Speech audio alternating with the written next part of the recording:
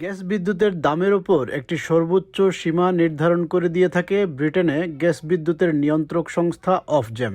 এই সীমাকে বলা হয় energy price cap. Standard variable ট্যারিফে থাকা গ্রাহকদের কাছ থেকে এনার্জি সরবরাহকারী কোম্পানি প্রতি ইউনিট গ্যাস ও বিদ্যুতের জন্য সর্বোচ্চ সীমার বেশি বিল আদায় করতে পারে না। সাম্প্রতিক বছরগুলোতে জ্বালানির দাম হঠাৎ বেড়ে যাওয়ায়, বিশেষ করে ইউক্রেন যুদ্ধের প্রভাবে কোম্পানিগুলো যেন অতিরিক্ত দাম নিতে না পারে, সেজন্যই এই ব্যবস্থা রাখা হয়েছে। তবে এই প্রাইস ক্যাপ স্থির থাকে না, সময়ে সময়ে এটি পরিবর্তন হয়, আর তার সঙ্গে সঙ্গে গ্রাহকদের বিলও বাড়ে বা কমে। 2026 সালের 1 জানুয়ারি থেকে এই ক্যাপে সামান্য বৃদ্ধি করা হয়েছে। এর ফলে সাধারণ সাইজের প্রতি পরিবারকে এখন বছরে প্রায় 1758 পাউন্ড এনার্জি বিল দিতে হবে। যারা সাধারণ ব্যবহারকারীদের চেয়ে বেশি গ্যাস বা বিদ্যুৎ ব্যবহার করেন, তাদের বিল অবশ্য বেশি হতে পারে। বিলের এই বৃদ্ধি খুব একটা বড় না হলেও বাস্তবতা হলো এখনও গড় এনার্জি বিল 5 বছর আগের তুলনায় বছরে প্রায় 700 পাউন্ড বেশি। অনেক পরিবারের জন্য এই বিল পরিশোধ করা এখনও অত্যন্ত কষ্টকর। তবে সামান্য কিছুটা স্বস্তির খবর আছে। সরকারের সাম্প্রতিক বাজেট ঘোষণার পর ধারণা করা হচ্ছে এপ্রিল থেকে গড় পারিবারিক এনার্জি বিল 1758 পাউন্ড থেকে কমে প্রায় 1620 পাউন্ড হবে। এর মানে হচ্ছে 2 বছরের মধ্যে বিল সর্বনিম্ন পর্যায়ে পৌঁছাতে পারে। গত কয়েক মাসে এনার্জি বিল নিয়ে এত তথ্য আর পরিবর্তনের কথা শোনা গেছে যে অনেক মানুষই বিভ্রান্ত হয়ে পড়েছেন। বাস্তবতা হলো 1 জানুয়ারি থেকে স্ট্যান্ডার্ড ভেরিয়েবল ট্যারিফে থাকা সবাইকে গ্যাস ও বিদ্যুতের জন্য কিছুটা বেশি বিল দিতে হবে। এই বাস্তবতার মুখোমুখি হচ্ছেন 87 বছর বয়সী এভলিনো।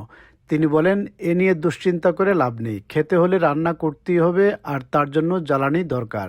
এভলিন এসেছেন একটি কমিউনিটি লাঞ্চে, সঙ্গে তার স্বামী, ছেলে জেমস ও পুত্রবধূ ক্রিস্টিন। তারা সবাই সম্প্রতি পেনশনভোগীদের জন্য আবার চালু হওয়া শীতকালীন জ্বালানি ভাতা পেয়েছেন।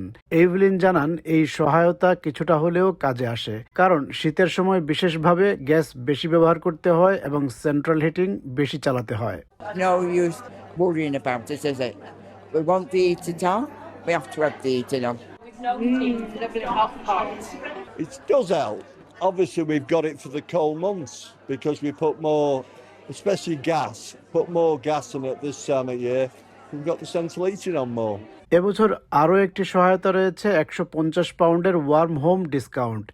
এবার এই সুবিধা আরও বেশি মানুষের জন্য সম্প্রসারিত করা হয়েছে, যার মধ্যে ইউনিভার্সাল ক্রেডিট ও পেনশন ক্রেডিট ভোগীরাও রয়েছেন।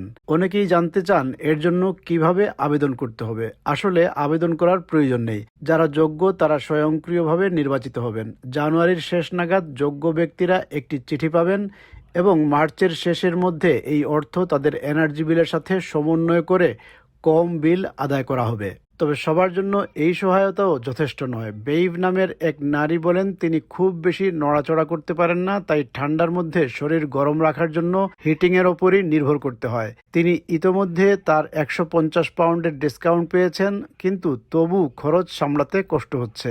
এখন তারা দিনে মাত্র 4 ঘন্টা হিটিং চালান, সকালে 2 ঘন্টা আর রাতে 2 ঘন্টা, কারণ এটুকুর খরচই তাদের পক্ষে বহন করা সম্ভব। So at the moment we're having like 2 hours in the morning, 2 hours at night, because that's pretty much what we can afford.